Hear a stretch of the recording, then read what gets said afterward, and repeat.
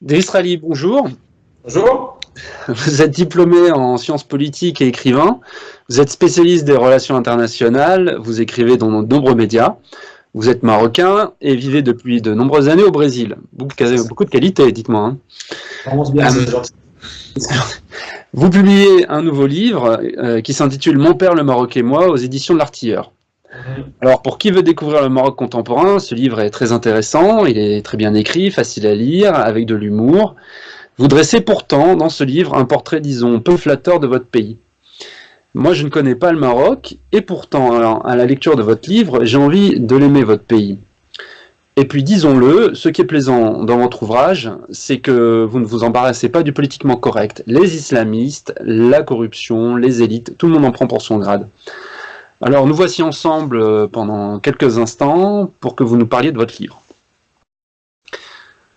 Alors, à la mort de votre père, Monsieur Rali, vous rentrez au Maroc pour organiser les funérailles, et là, vous qui n'habitez plus au Maroc depuis quelques années, on l'a dit, vous êtes confronté froidement à la réalité qui est devenue votre pays, avec des rites d'un autre âge, un État qui a perdu toute ambition de servir son peuple, un État qui se décompose, qui est corrompu, qui laisse en fait un vide sur lequel l'islamisme prospère. Est-ce que c'est cela, votre livre? Oui, mais j'aimerais bien apporter quand même un ou deux, nuance. Vous dites que l'État se décompose, non, il est pas à ce stade. Il s'affaiblit. Il s'affaiblit, et c'est un peu le but aussi de ce livre, c'est de dresser un constat du Maroc aujourd'hui, sans complaisance, parce que si on aime le Maroc, il faut se dire la vérité. Je pense que nous, en tant que Marocains, enfin, disons que j'ai écrit ce livre pour un public francophone, mais en tant que Marocain, je ne peux pas me permettre d'être dans le politiquement correct pour parler du pays où je suis né.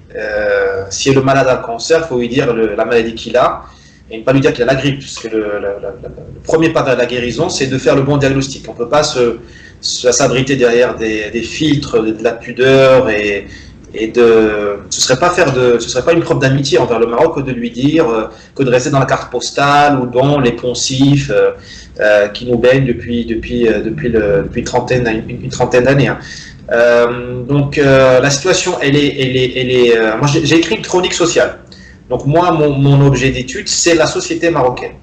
Et évidemment, on regarde l'État marocain, l'administration, parce que l'État marocain est un acteur clé, et jusqu'à présent, il était, comment dire, plus fort que la société et en avance sur elle. Si la femme marocaine aujourd'hui a quelques droits, elle n'est pas encore on ne peut pas encore parler d'égalité, hein, mais si sa situation au niveau légal est meilleure aujourd'hui qu'il y a 30 ans, 40 ans ou il y a 60 ans, au début de l'indépendance, c'est grâce à l'État et seulement à l'État. C'est lui qui a forcé la société à avancer.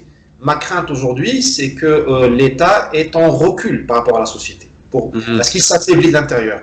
Voilà, donc mon livre est plus une chronique sociale qu'une chronique politique, parce que je trouve que la clé de la situation au Maroc, elle n'est pas vraiment à regarder du côté du régime ou des partis politiques ou un tel ou une telle, c'est de la société. Et la société, c'est très grand, ça va des élites qui n'ont pas de responsabilité, les élites économiques, politiques, sociales et autres, culturelles, au peuple, en passant par la classe moyenne. Donc malheureusement, c'est beaucoup plus compliqué que ce qu'on pense. C'est pas seulement en changeant un tel ou en appuyant sur un bouton. Là, on est en train de casser le bouton au Maroc aujourd'hui, en affaiblissant l'État et en mettant en face, il y a une société qui part un peu dans tous les sens. D'accord, compris. Votre livre s'intitule Mon père le Maroc et moi. Question simple, qui était votre père? Alors, mon père, il s'appelait Arazem Rali. Alors, Arazem, c'est déjà un prénom assez rare au Maroc. Donc ethniquement, il est d'une famille arabe, d'un petit village qui s'appelle Halil, qui est pas loin de Fès, à 20 km. C'est un détail important parce que toute l'idéologie, la mythologie de notre village est dans la résistance aux autres tribus de la région qui s'amusaient à nous rasier depuis des temps immémoriaux. Et donc le village a été pensé comme une forteresse que l'on fermait la nuit. Donc il y a beaucoup d'endogamie. Beaucoup d'endogamie dans le village, c'est une culture très, très fermée. Donc qui dit endogamie, dit une certaine dose de rejet de l'autre, une certaine xénophobie, toujours exercée à l'égard de l'autre, et dans notre cas c'était les Berbères qui nous rasiaient. Bon là, c'est la culture qui a baigné mon père jusqu'aux années 50-60, il est né en 39. Cette culture-là de ce village-là est en train a beaucoup changé, je le raconte aujourd'hui dans mon livre, hein. Et donc mon père, il est dans une famille de paysans. Mon grand-père était boucher, profession, c'était le boucher du village. Donc il avait un tout petit peu plus de chance que les autres villageois. Ils avaient à bouffer, ils avaient à manger dans un Maroc qui n'était pas tout à fait... où il y avait de la famine de temps en temps. Il était très vulnérable au risque climatique. Et à un moment donné, mon père a démontré une disposition pour les études, plus que ses autres frères et sœurs. Et il était question de l'envoyer à l'école religieuse à Fès pour devenir on va dire un étudiant en théologie. Il s'y est refusé, s'est pris une taloche par mon grand-père. Là, on est fin 49, début 50 à peu près, il avait 12 ans. Et il l'a mis dans un camion de fruits et légumes, direction Marrakech, chez mon oncle aîné, son frère aîné, qui lui travaillait déjà pour les Français, pour les colons, dans une ferme agricole. Et c'est là que mon père a eu la chance de sa vie, de rentrer au collège et au lycée Mangin à Marrakech, et de faire l'école de l'armée de l'air à Auxerre, une école de transmission, qui était une des rares écoles, peut-être la seule école qu'il pouvait faire gratuitement, parce qu'il était complètement sans le sou. Et donc c'est grâce un peu à la France et à l'armée française que mon père a pu avoir son premier diplôme et commencer dans la vie. Voilà un peu son histoire. Et j'ai oublié de vous dire que donc voilà, ça c'est ses débuts, c'est important. Et ensuite il s'est retrouvé à la tête de la direction technique de la radio-télévision marocaine, qui en 62-63, au moment où il a commencé à travailler au Maroc, était une start-up, hein, c'était une gageure de faire la télévision au Maroc. Parce qu'aujourd'hui, la télévision, la radio, c'est très simple. Tout est numérisé, le matériel est très stable, très performant et miniaturisé. À l'époque, c'était des énormes matériels. Et le Maroc était sans le sou. Il n'avait ni l'argent, ni les compétences techniques pour lancer ça. Et d'ailleurs, la télévision marocaine a été fondée par un ingénieur italien qui est parti parce que là, c'était la décolonisation. Et mon père s'est retrouvé il a eu la chance et la malchance, enfin, le défi, disons, de prendre la tête de la télévision à ce moment-là. D'accord. Vous parlez de l'enfance de votre père, donc de l'époque où la France avait un protectorat au Maroc, et vous dites la France avec le protectorat a sauvé le Maroc, mais pas les Marocains. Que voulez-vous dire par là? Disons que en 1912, parce que les Français ne le savent plus, mais l'arrivée de la France au Maroc est très tardive. En Algérie, la France est arrivée en 1830 pour coloniser. Bon, c'est une longue histoire, mais en gros, l'Algérie est devenue la France en 1830, très tôt. La France a mis les pieds au Maroc en 1912, officiellement, par un traité qui s'appelait un traité de protectorat, qui a été en vigueur pendant 44 ans, jusqu'en 1956. Donc la présence française au Maroc était très courte, 44 ans, sachant qu'il y a eu beaucoup de résistance de la part des Marocains, que la résistance marocaine s'est arrêtée en gros au milieu des années 30. Donc en gros, la France a pu, disons, travailler au Maroc de 35 à peu près à 56. Donc ça fait une grosse vingtaine d'années. Et au milieu, il y avait la Seconde Guerre mondiale qui a mis entre parenthèses tous les projets, et les hommes et les femmes. Hein. La France, de 39 à 45, était occupée par la libération de la France. Donc la présence française au Maroc a été très, très courte. La présence française au Maroc a été très, très courte. Et puis, elle a pu, comment dirais-je, les Français étaient au Maroc pour officiellement pour préserver la monarchie marocaine. En 1912, le Maroc c'était le Yémen, hein. C'était le chaos partout, la capitale était assiégée, Fès, par les tribus de la région, notamment les tribus de la région de Bhali, à laquelle j'appartiens, qui est à 20 km de Fès. La liaison Marrakech-Fès, c'était les deux grosses villes, les deux grosses métropoles marocaines. Paris, en France, ce serait Paris-Lyon, disons. Cette liaison-là était coupée, tout le temps coupée, par des coupeurs de route. Il n'y avait pas de pont. Ouais. Donc la France au Maroc, elle est arrivée officiellement dans un but politique, de préserver le régime marocain, de rétablir l'ordre pour pouvoir permettre au régime marocain, à la monarchie marocaine, de se reconstruire, de recommencer à collecter des impôts et d'unifier le pays. C'était ça le deal, au fait. Après, on peut critiquer ce deal-là, dès que c'était de l'hypocrisie ou autre, mais c'était ça, la légitimation de l'arrivée de la France au Maroc. Et une fois que la France, elle a stabilisé le Maroc, elle a pacifié, c'était le mot de l'époque, la pacification, elle a commencé à l'exploiter d'un point de vue économique. Les routes, les trains, les avions, les barrages et tout ça. Et tout cela a été incarné par des fonctionnaires français et par des colons qui ont mis en valeur l'agriculture marocaine, le commerce, l'industrie. Et c'est pour ça que je dis que la France a sauvé le Maroc et pas les Marocains. Parce que c'est mis en place un engrenage vertueux ou vicieux, c'est pas à moi de gérer, enfin, pas à moi de juger. où les fermes marocaines ont été mises en valeur, une terre qui était réputée insalubre, infestée par la malaria ou les animaux sauvages, une terre qui n'était pas exploitée, s'est retrouvée connectée à l'économie mondiale. Moi, mon oncle, il exportait des légumes et des fleurs coupées vers la France en 1955. Il n'a pas attendu l'arrivée de la mondialisation pour le faire.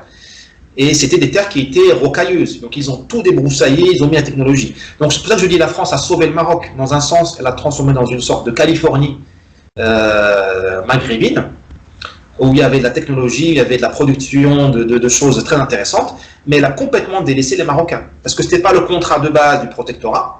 C'était le contrat de base du protectorat, comme je le rappelle maintenant, c'est sauver le régime marocain, le préserver. Et puis, il y a eu bien évidemment de l'égoïsme. Hein. Ils ont mis en valeur les richesses et ils ont laissé les Marocains qui, en 1956, à la fin du protectorat, souffraient encore de maladies honteuses. Tuberculose, trachome, typhus. C'était pas beau à voir. C'est pour ça que je dis, la France a sauvé le Maroc, c'est-à-dire qu'elle a mis en valeur des choses qui étaient impossibles ont été faites, notamment au niveau agricole et de l'industrie, mais elle a complètement délaissé les Marocains. Alors, certains diront qu'elle a eu que 20 ans de vie utile au Maroc, de 35, 10 ans à 56, mais on ne peut pas changer l'histoire. Oui, d'accord. Donc la France a sauvé le Maroc, mais pas les Marocains. D'ailleurs, vous le rappelez, à cette époque du protectorat, il y avait de la ségrégation au Maroc dans la société. Et après, à l'indépendance, vous êtes pas mal dans l'air du temps, puisque vous dites que le Maroc a connu une période de multiculturalisme. Bon, une période qui a été brève, mais a connu une période comme ça. Dites-nous en plus. Bon, j'ai dit que durant le colonialisme, durant le protectorat, il y a eu un apartheid qui n'était pas écrit, il n'y avait pas de loi d'apartheid au Maroc. Mais dans les faits, les musulmans, les Arabes, ils avaient beaucoup de mal à aller dans les quartiers européens. Mon père, par exemple, me racontait qu'il avait du mal à aller au cinéma, tout simplement. Parce que les cinémas n'étaient pas en Médina, ils étaient dans les quartiers de la ville nouvelle. Il a eu beaucoup de mal à aller dans les cinémas, il se prenait parfois des taloges, parce qu'il ne pouvait pas y aller. C'était juste réservé aux Français. Il n'y avait pas une loi, il n'y avait pas un statut. Contrairement à l'Afrique du Sud, on disait où c'était beaucoup plus évident. Voilà, c'était plus implicite. Mais je voudrais quand même faire un rappel historique. Avant l'arrivée de la France, il y avait déjà plusieurs communautés au Maroc. Il y avait les Juifs marocains et il y avait les musulmans. Dans les musulmans, il y avait les Berbères et les Arabes. Ça, c'est un autre débat. Même s'il y avait quand même des logiques territoriales. Donc le Maroc était déjà un pays divers, pour employer ou diversifié ou pluriel, pour employer les mots d'aujourd'hui, avant l'arrivée de la France. Ouais. La France étant arrivée, elle a rajouté des couches de diversité et de pluralité, parce que dans ses bagages, elle a amené les hauts fonctionnaires, les gens de l'UOT, les militaires qui ont contrôlé le Maroc, qui l'ont mis en valeur, les colons, donc des gens plus ou moins riches, hein, des Français, pour coloniser le pays, mais elle a amené aussi des facteurs, des artisans, des bouchers, des barman et autres. Et dans ces bagages, il y a eu beaucoup d'Espagnols qui ont fui la misère en Espagne, beaucoup de Portugais, beaucoup de Russes blancs qui ont fui le bolchevisme en 1917-18, qui sont venus se refaire au Maroc. Et donc, on s'est retrouvé de 1912 à 1958 avec un pays extrêmement cosmopolite, en tout cas dans les villes. Casablanca, par exemple, était une ville où il y avait un tiers de la population était non musulmane. Bon, imaginez ce que c'est qu'aujourd'hui. Imaginez cela aujourd'hui. Un tiers de la population était française, italienne, maltaise. On écoutait toutes les langues au Maroc. Il y avait beaucoup de Grecs.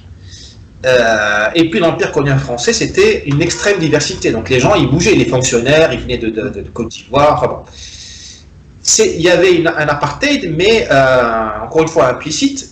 Mais au même moment, c'est pour ça que c'est complexe de juger cette période-là. Au même moment, il y avait un quartier espagnol à Rabat. Ça s'appelle aujourd'hui le quartier de l'Océan. Où il y a encore une église, une cathédrale espagnole. Je crois qu'elle a été fermée, mais elle est toujours debout. 56, les Français partent. Mais contrairement à l'Algérie, il n'y a pas eu d'épuration au Maroc, il n'y a pas eu de départ des pieds noirs, disons. Le Maroc a gardé ce cosmopolitisme jusqu'au milieu des années 70. C'est pour ça que je dis qu'il y a eu un certain multiculturalisme au Maroc, dans le sens où le pouvoir politique est passé chez la monarchie marocaine. Évidemment, qui mélange les influences arabes, berbères et juives, parce qu'elle reconnaît fortement la présence juive au Maroc.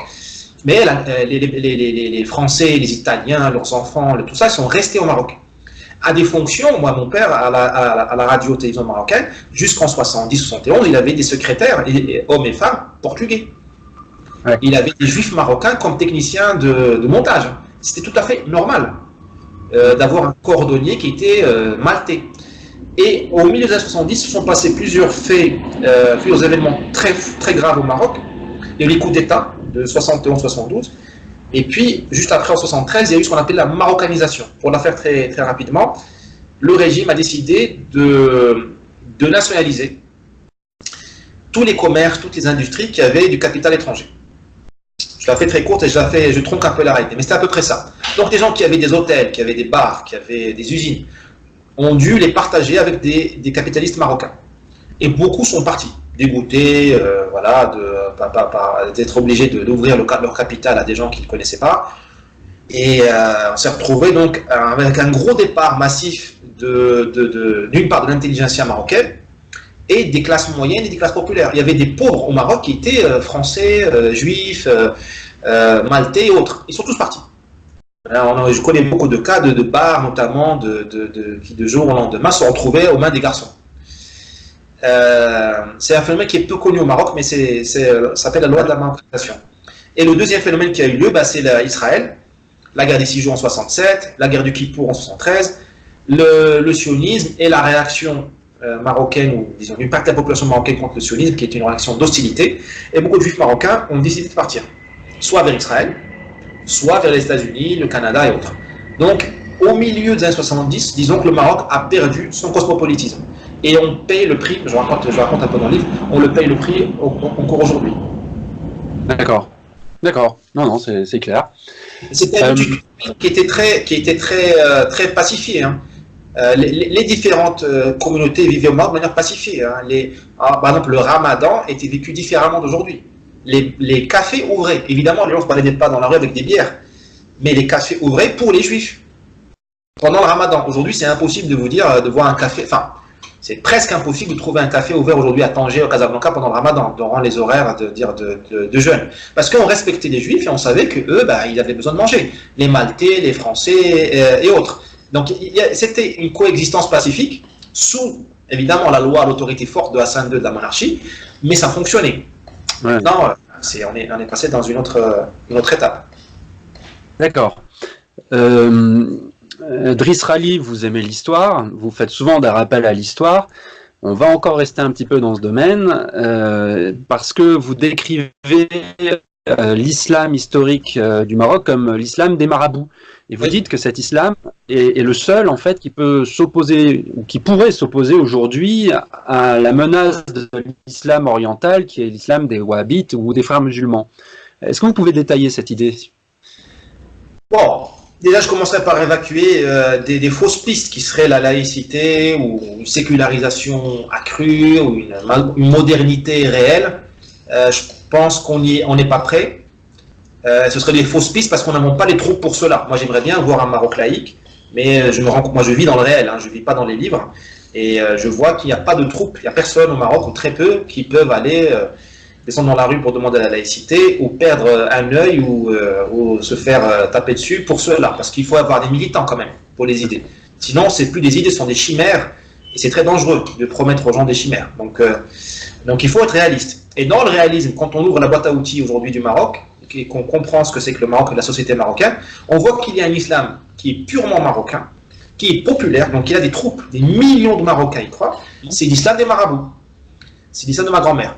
C'est déjà plus l'islam de ma mère et de mes oncles, et ni le mien.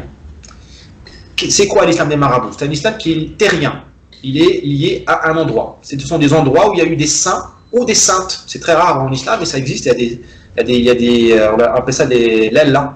Donc c'est Sidi Abdellah, Sidi Marouf. Il y a aussi des lellas, c'est des femmes, des hommes qui ont subi des martyrs, qui ont subi qui ont une souffrance extrême, une ascèse extrême, ou qui ont eu un fort développement spirituel, au point que les gens les considèrent comme des saints. Donc ils construisent ce qu'on appelle des marabouts, des mausolées, tout petits, plus ou moins grands, plus ou moins luxueux, dans tous les coins du Maroc, en ville comme à la campagne. D'ailleurs, vous pouvez traverser une campagne déserte et vous trouvez un marabout. Et en général, les marabouts sont les seuls endroits où la forêt est préservée. Ce sont des petites forêts, des petits jardins, où les gens ont interdiction religieuse, disons, de défricher. Et dans le mausolée, il y a la dépouille ou la tombe, disons, du saint ou de la sainte. Et les gens, surtout, donc c'est un islam terrien, ou lié donc à un endroit où il y a eu un enterrement, où il y a la dépouille de la personne, et ce sont des endroits où il y a une énergie cosmique, spirituelle, divine, appelez-la comme vous voulez, mais les gens reconnaissent, et c'est vrai qu'on reconnaît quand on arrive dans ces endroits qu'il y a une présence, il y a quelque chose. Et c'est souvent les femmes qui les fréquentent le plus pour demander voilà, la fertilité, demander le bonheur conjugal, demander que les enfants se portent bien, demander la pluie et autres. Et ces mêmes femmes-là, comme ma grand-mère, qui s'y rendent le plus de fois possible dans le mois, ces mêmes femmes-là, elles peuvent pratiquer la magie. Elles peuvent aller chez les voyantes. Donc des pratiques sont complètement interdites dans l'islam réel, l'islam orthodoxe. Vous lisez le Coran, il y a des mots très durs par rapport aux magiciens et aux voyants. Et pourtant, ces gens-là, ils sont des millions, ils vont chez le marabout et le soir même, le lendemain même, ils vont dans le souk, donc le marché hebdomadaire, sous une tente et parler avec une voyante. Donc c'est la contradiction et c'est très humain. Et ils se sentent musulmans. Et pourquoi je parle de magie? Parce que cet islam-là des marabouts, c'est un islam qui est basé sur une pensée magique. C'est une pensée de je vais chez le marabout, je récite quelques prières et je demande au marabout d'être mon intermédiaire avec Dieu. C'est déjà hors de l'islam traditionnel, orthodoxe. Donc c'est cette pensée magique-là, c'est ça qui met en... Moi je ne la juge pas, hein, parce que la magie, le wishful thinking, la magie fait partie de notre spiritualité et de l'humanité. Dans toutes les cultures du monde, on trouve de la magie et cette espèce de recherche d'intermédiaire avec Dieu. Cet islam-là, il est haï par ce qu'on pourrait appeler les orthodoxes. Bon, maintenant, en France, on appelle ça les salafistes, les wahhabites et tout ça. Ils le haïssent parce qu'effectivement, ce n'est pas l'islam réel. Dans l'islam réel, il n'y a pas d'intermédiaire avec Dieu. Et on va à la mosquée et à la Mecque, éventuellement à Jérusalem. On ne va pas dans des...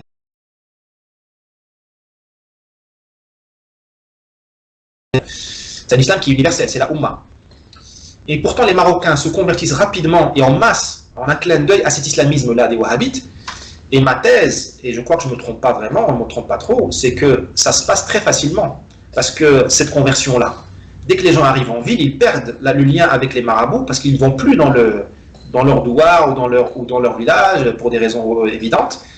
Et le switch, il se fait facilement parce que c'est la même pensée magique. Au lieu de penser qu'un marabout va être l'intermédiaire avec Dieu et va m'aider à avoir un enfant ou avoir un emploi ou à immigrer en Europe, eh ben, je commence à écouter un cheikh saoudien qui m'arrive via une radio ou une télévision satellitaire et qui va me dire que si je me comporte comme le prophète il y a 1400 ans, si je fais pareil que lui, ben, je vais m'en sortir. Ben, c'est de la pensée magique, c'est la même chose. Donc moi je dis, au lieu de perdre notre temps sur des fausses pistes comme la laïcité ou autre, essayons de préserver l'islam qui est enraciné, purement marocain, et qui ne coûte rien, c'est l'islam low cost, il existe déjà, on n'a pas besoin de le payer ou de ramener des gens pour le prêcher, mais il faut juste savoir qu'il existe et le préserver. D'accord, d'accord. Toujours à propos d'islam d'ailleurs, puisque vous êtes musulman, mais vous avez aussi une culture française, puisque vous avez fait vos études en France. Vous dites, je l'ai noté, qu'on ne peut pas être musulman et français à la fois.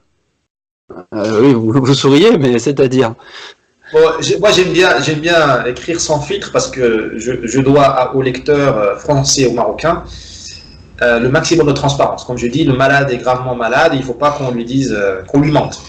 Moi j'ai pas dit que l'islam et la France n'étaient pas compatibles, j'étais plus loin. J'ai dit qu'on ne peut pas être pleinement musulman et pleinement français en même temps. Ce qu'on donne à l'un, on l'enlève à l'autre. C'est comme l'eau et l'huile, c'est pas compatible. Pourquoi c'est pas compatible? Là, c'est assez facile à comprendre. Je me demande d'ailleurs pourquoi les gens se mentent à eux-mêmes et essaient de faire semblant que ces deux notions-là sont compatibles. Ce sont des notions qui sont tellement exigeantes qu'il faut libérer tout l'esprit pour ça. Soit on est pleinement français, là ça demande toutes les forces de l'esprit, et des tripes même, hein, c'est émotionnel, soit on est pleinement musulman, et là on ne peut pas être pleinement français. Je vais essayer d'aller plus en détail. Qu'est-ce que la France? Ouais, ça veut dire quoi être pleinement français et être pleinement musulman? Ouais. Qu'est-ce que être pleinement français? C'est accepter l'égalité, accepter la mixité et accepter la liberté. Voilà, donc déjà l'islam, il a un problème avec l'égalité. Égalité homme-femme, déjà, ça n'existe pas dans l'islam. On peut se mentir à soi-même et accuser tout le monde d'être islamophobe, mais moi je le dis clairement, en l'islam, il n'y a pas d'égalité entre l'homme et la femme. C'est pas une critique, c'est un constat. C'est comme ça, il y a 1,5 milliard de musulmans, je respecte leur credo, j'en fais partie, mais il faut quand même dire la chose comme ça. Donc déjà, un premier point de friction avec le vrai islam et la vraie France, on va dire la France réelle, c'est l'égalité. On a du mal. Il y a aussi un problème d'égalité entre les musulmans et les non-musulmans, en termes d'héritage. Moi, j'ai du mal à me marier avec une non-musulmane. Je me suis marié avec une brésilienne catholique, ben, c'est le plus grand mal du monde à faire valider ce mariage-là au Maroc. Parce il n'y a pas d'égalité entre les musulmans et les non-musulmans. Ça, c'est la réalité. Moi, je vis dans le réel. Je ne vis pas dans le politiquement correct ou dans le wishful thinking. Parce que je dois la transparence tant aux musulmans du Maroc qu'aux Français de France. La France, c'est quoi? C'est la mixité. Ça, la France du Moyen-Âge, c'est pas la République d'aujourd'hui, ça remonte au Moyen-Âge. La femme existe dans la rue, dans l'église, dans l'espace public. Chez nous, la femme est cloîtrée. Évidemment, nous avons changé, ça change, mais nous avons le plus grand mal à vivre avec la femme, avec la mixité. D'ailleurs, le retour du voile, du niqab et autres, et tous ces débats-là, c'est exactement cette tension-là entre l'islam et la mixité. Et enfin, la question de la liberté. L'islam, il limite la liberté. Encore une fois, c'est pas une critique, mais il faut regarder la réalité en face. Là, il y a la liberté de conscience, par exemple. L'apostasie, quelque chose de sérieux en islam. Si on arrête de croire, c'est très sérieux, ça peut vous coûter la vie. Si l'islam est appliqué comme il est dans les textes. Donc voilà, donc on peut pas être... Si on est français, on accepte la liberté, la mixité, l'égalité, réelle, pas fantasmée ou relative ou partielle. Et si on est musulman, il faut qu'on prenne l'islam tel qu'il est. Donc c'est pour ça que je dis qu'on ne peut pas être pleinement musulman, pleinement français. Maintenant, il ne faut pas mal me comprendre. On peut être les deux. Et ce qu'on donne à l'un, on l'enlève à l'autre. Tout simplement. Et Dieu, comme dit, moi je suis croyant, Dieu reconnaîtra les siens. Moi j'enlève beaucoup de choses à ma pratique islamique, musulmane. J'enlève beaucoup à mon islam. Et j'en suis conscient. Mais je fais le pari. Quand je serai devant le jugement dernier, je dirai à Dieu, ce que j'ai enlevé à l'islam, je donnerai à la civilisation française. Et je pense que Dieu me pardonnera. D'accord. Bon, verdict dans quelques dizaines d'années. Ouais, voilà, personne n'est allé pour nous dire ce qui se passe après la mort, mais on fait des paris. Hein. Imaginons, le plus tard. Et revenons un petit peu plus au présent, à l'actualité. Nous sommes en mars 2019. Je me permets de faire un petit détour parce que voilà, l'actualité est là. Permettez-moi de parler un peu de votre voisin, de l'Algérie. Que pensez-vous, je sors de votre livre là, que pensez-vous de la décision récente de Bouteflika de ne pas se représenter aux élections? Si vous voulez bien. Oui, mais aucun souci. Bon. Moi, j'ai la plus grande tendresse pour le peuple algérien parce que, entre Marocains et Algériens, on se comprend sans traduction. On parle presque le même dialecte arabe. Nous sommes, comme les Algériens, des arabo-berbères, ou plus berbères d'ailleurs qu'arabes, mais bon.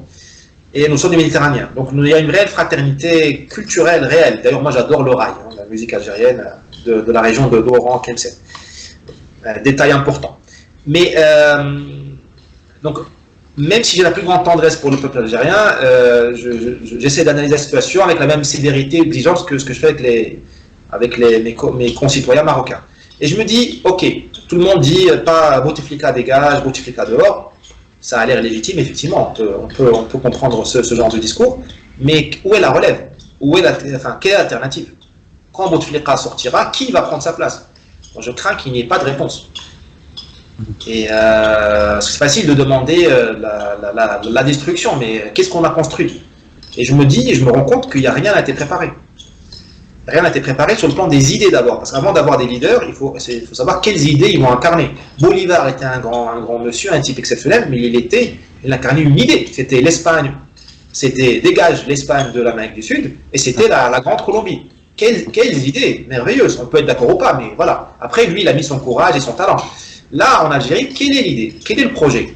Et là, je crains qu'on se retrouve dans l'oiseau, on se mord la queue à nouveau. C'est même un peu la même situation qu'en Syrie, en Égypte, en Libye, et éventuellement en Tunisie, même si le cas tunisien est compliqué, plus complexe que les autres cas, à mon avis. Nous sommes toujours face. Il y a toujours la dichotomie islamiste-militaire, ou sécuritaire, les gens qui manient les revolvers. Et donc je me dis, on nous parle des printemps arabes et tout ça, mais ce sont des catastrophes. Parce qu'on ne réussit pas à faire une transition parce qu'on n'a pas de projet. Ouais. Et je me demande, qu'est-ce qui s'est passé pour que nous ayons une panne d'idées, un assèchement de l'esprit? C'est très grave, moi j'ai pas la solution. Moi, Bouteflika, je ne suis pas solidaire de Bouteflika, mais je me dis, quand même, après tellement d'années de souffrance, d'oppression et d'échecs collectifs, il est quand même temps qu'on se dise pourquoi on n'arrive pas à créer un idéal, un projet politique, qui ne soit pas le projet de la théocratie islamiste, ni le projet des militaires qui veulent une espèce de parti unique qui gère le pays, quoi. Les Algériens et les Arabes méritent mieux quand même. D'accord. Allez, revenons à vous et à votre livre. Plus personnellement, on sent dans votre ouvrage que vous écrivez à cœur ouvert. Moi, j'ai été particulièrement touché par la peine votre peine qui transparaît, votre rage même parfois, quand vous voyez justement l'état de la société. C'est d'ailleurs un reproche qu'on peut vous faire dans ce livre, c'est que moi, j'ai senti parfois une pointe de rancœur. Mais enfin bon. Donc, du coup, vous êtes vraiment investi émotionnellement dans ce livre. Qu'est-ce qui vous a poussé à l'écrire? Bon, moi, avant d'écrire ce livre, j'ai écrit un roman en portugais qui est un roman d'espionnage, où je racontais un peu l'histoire d'un 007 ou d'un Terminator marocain qui est parti faire du consulting en matière de sécurité en Afrique de l'Ouest et plus tard en Amérique latine. Donc toute ressemblance avec une affaire qui a secoué la France récemment et tout à fait une coïncidence, que j'écris mon livre avant l'affaire Benalla. Mais blague à part, moi j'aurais bien aimé continuer à faire ça, quoi. J'aurais bien aimé continuer à vivre dans ce monde-là de la fiction, de la comédie, l'espionnage léger, sous les tropiques. Malheureusement, la réalité m'a pris par le cou et elle m'a étranglé. Mon père est mort et j'ai dû gérer avec mon frère, auquel je rends hommage, j'ai dû gérer la transition et le rituel du deuil et toute la pourriture qui accompagne tout cela. Moi, j'aurais bien aimé ne pas rester dans l'insouciance, en quelque sorte. Donc, effectivement, il y a de la rancœur, mais c'est la rancœur de la victime. Quand on se fait écraser, on a mal et on n'est pas forcément diplomate. Certainement, dans les prochains livres, s'il y en a, je serai plus mesuré. Moi, dans ce livre, je voulais porter plainte. Quand on porte plainte, on porte plainte. Voilà. Et c'est une espèce de compte-rendu d'une plainte que je dépose devant le tribunal de l'histoire, comme diraient certains. Mais c'est une plainte pleine d'amour, parce que c'est très facile de mépriser son peuple et de dire tous des cons, moi je me casse à Miami ou à Londres, je sors mon argent du Maroc et je like sur Facebook et je lis tous les bouquins qui sont du Maroc, mais moi je suis à l'abri. Non, moi je me suis exposé, moi je suis en danger. Moi, ma famille vit encore au Maroc, j'ai des intérêts économiques au Maroc, c'est moi qui me mets en danger. Donc effectivement, je me donne certaines indulgences. D'accord. Vous dites un intellectuel doit comprendre le monde et être habité par l'histoire de son pays. C'est un petit peu ça. Oui, de toute façon, nous sommes des êtres humains, donc nous recevons un hardware, un software qui est malgré nous, quoi. Mais on est avec un inconscient, avec un moi, un surmoi, avec une mémoire collective qu'on reçoit de ses aïeux, même si on peut faire le refoulement et dire non. On est influencé par des choses qu'on reçoit en héritage et par notre propre constitution physique et mentale. Et chacun d'entre nous, intellectuel ou pas, nous avons un univers intérieur. Chateaubriand le disait de manière brillante, nous avons chacun un univers qui est notre cœur et on s'y réfugie de temps en temps. Et cet univers, il est fait par les endroits qu'on a aimés, les personnes qu'on a aimées et les histoires qu'on y a vécues. Donc le pays qui vous a vu naître, où vous avez grandi, il fait partie, que vous le vouliez ou non, que vous soyez intellectuel ou un mécanicien de voiture, il fait partie de vous, il existe. Il vaut mieux le cultiver, déjà le regarder dans les yeux, s'y réfugier de temps en temps, et le cultiver. Sinon, il va agir contre vous. Et parfois, quand on décide de consacrer sa vie à la Chine, ou à Dubaï, ou à la Russie, c'est un message qu'on envoie en négatif. Quand on s'occupe d'autrui, on ne s'occupe pas de soi. C'est en négatif. On ne s'occupe pas du Maroc. Et moi, cet univers intérieur que j'ai, c'est le Maroc. Donc, je préfère j'ai mis du temps à le reconnaître. Ce que je vous dis là, ça l'a très savant, mais j'ai mis du temps à l'admettre. Ouais. Et moi, je porte le Maroc en mon cœur, même si je vais au Brésil demain à Singapour sur la planète Mars, je serai marocain. Jusqu'au bout des ongles, avec une allégeance assumée à la culture française, mais je resterai marocain. Mon père, lui, son univers, c'était son village. Moi, j'ai échappé à ça. Moi, mon trésor et mon fardeau, c'est le Maroc. Et donc, je dis, on ne peut pas être intellectuel si on se réclame de cette émission-là et négliger cet univers-là. Parce qu'on n'est jamais responsable, au fait. On parle d'idées, mais il faut avoir toujours des racines. Et les racines, on les porte sur soi. On peut être citoyen du monde. Moi, j'aime pas beaucoup cette expression parce que je trouve qu'elle est fallacieuse. Mais même quand on est citoyen du monde, on a ces racines, elles sont dans le cœur. On peut pas vivre hors sol, malheureusement. Ce serait tellement facile, mais on peut pas vivre hors sol. Même si demain on part sur la mission Gemini ou Apollo, on va dans une autre galaxie, on portera avec soi son propre univers. D'accord. Petite question un peu plus légère. Bon, dans votre livre, voilà, on sent une critique de cette société marocaine déracinée. Vous êtes le Welbeck marocain? Je prends ça comme une remarque, une question qui peut être flatteuse. C'est un compliment, oui. Oui, bah, c'est un grand. J'ai beaucoup de chemin à parcourir avant d'être considéré comme le. Bon, avant d'atteindre le niveau qu'a atteint Welbeck, sur le niveau des ventes, au niveau de la notoriété publique. De toute façon, et ça c'est pas de la modestie ou autre, le prochain prix Nobel ou un des prochains prix Nobel de littérature viendra d'Afrique du Nord ou du Sahel. Parce que nous vivons dans des civilisations, des cultures qui sont déjà post-décadence. Vous appartenez à la civilisation française, enfin vous êtes à Paris, dans une civilisation qui est en train de se poser la question de la décadence ou du déclin. Vous dites oui, on est en train de décliner, est-ce qu'on est en train de décliner vraiment? C'est un peu le message de Welbeck, hein, c'est le doute de l'homme occidental ou de l'homme français. Et il y a ce débat-là, décadence, pas décadence. Nous, on est au-delà de la décadence. Nous, on est déjà mort et enterré, et on essaie de vivre, de renaître. D'ailleurs, il y a une grosse partie de la littérature et de la pensée arabe qui s'appelle la pensée de la Nahda, de la Renaissance arabe. Bah, c'est un autre sujet. Nous, on est post-décadence. Donc, nous sommes des écorchés vifs, un peu comme les Colombiens, Gabriel Garcia Marquez, tout ça. Nous sommes des cultures qui ont tellement échoué que ça en est à cette tragédie, on est devenu une espèce de mode de vie, la tragédie. Donc je pense qu'il y aura des gens, ils existent déjà certainement, au Sahel, au Sénégal, au Mali, peut-être au Nigeria, en Algérie, au Maroc, qui sont des potentiels prix Nobel. Moi ce que j'ai envie de vous dire, c'est que on est responsable de toute façon. C'est-à-dire que Welbeck, il parle du paquebot qui est en train de couler, selon lui, hein, dans Soumission, c'est très drôle, c'est écrit comme ça, hein, c'est le paquebot qui est en train de couler, et il dit voilà, qu'est-ce qu'on fait?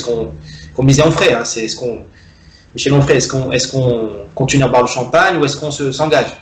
Nous, notre paquebot, il est déjà coulé, nous, c'est Titanic, on a déjà les algues sur la tête, et nous, notre responsabilité, c'est de renaître. Donc c'est passionnant. C'est très dur, hein, c'est un miracle. Parce que ranimer un mort, une civilisation morte, c'est très dur. Voyez-vous, ranimer les pyramides d'Égypte, il faut ramener les pharaons. Mais c'est le grand défi qui est le sud de l'Afrique du Nord et les parties de la Méditerranée. Et de l'Afrique, peut-être que je connais un peu moins bien. C'est ranimer. Et ranimer le mort, ça se passera par la tête, par la culture, à mon avis. Parce que c'est ça qui commande le cerveau, le cœur. C'est le cerveau qui commande Il faut qu'on ait envie à nouveau d'exister comme une civilisation. Si on n'a pas envie d'exister comme une civilisation, eh ben nous serons toujours les obligés de quelqu'un. Certains d'entre nous sont les obligés de la civilisation occidentale.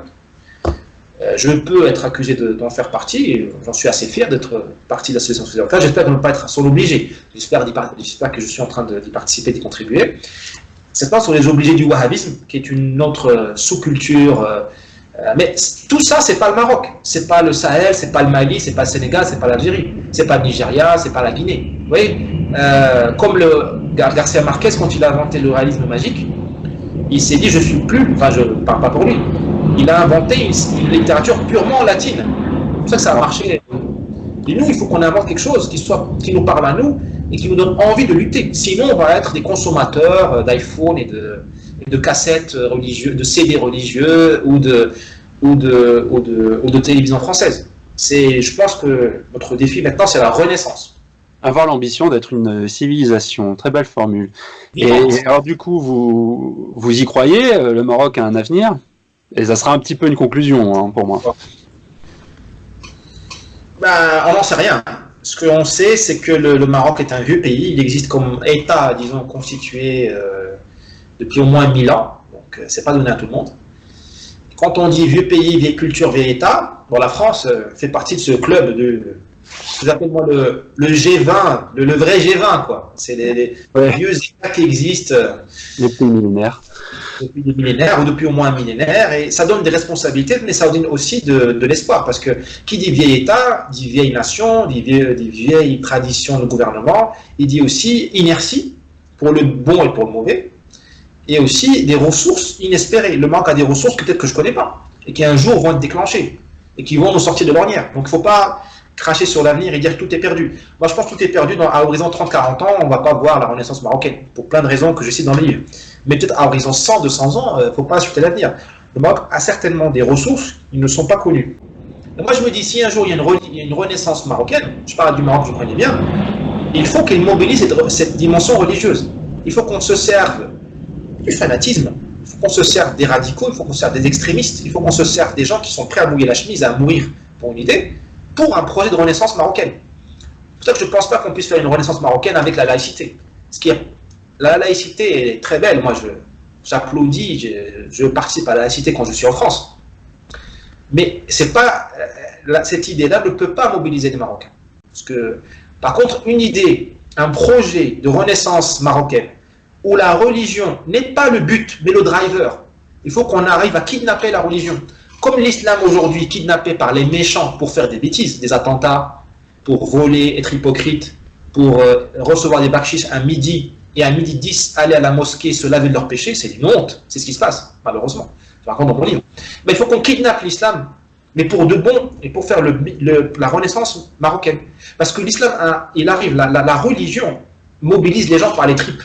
Contrairement à une idée, le socialisme, les droits de l'homme, tout ça, au Maroc, personne n'est prêt à mourir pour les droits de l'homme. On ne peut pas penser sérieusement la renaissance marocaine, un projet de civilisation, si on fait si on s'interdit de penser l'aspect religieux. On se met le doigt dans l'œil, on raconte des bêtises. Et on ne rend pas service aux Marocains. Vaut mieux rester un pays de seconde zone qui vivote près de l'Europe. Mais si on veut devenir un pays vraiment qui compte et qui est rené et qui est admirable, il faut qu'on arrive à trouver une articulation entre la force de la religion, entre parce que les gens sont prêts à mourir pour ça, et cette renaissance nationale. Bon, eh ben écoutez, Idriss Rali, vous avez du pain sur la planche. Et puis, je vous remercie pour cet entretien, et je vous dis à très bientôt.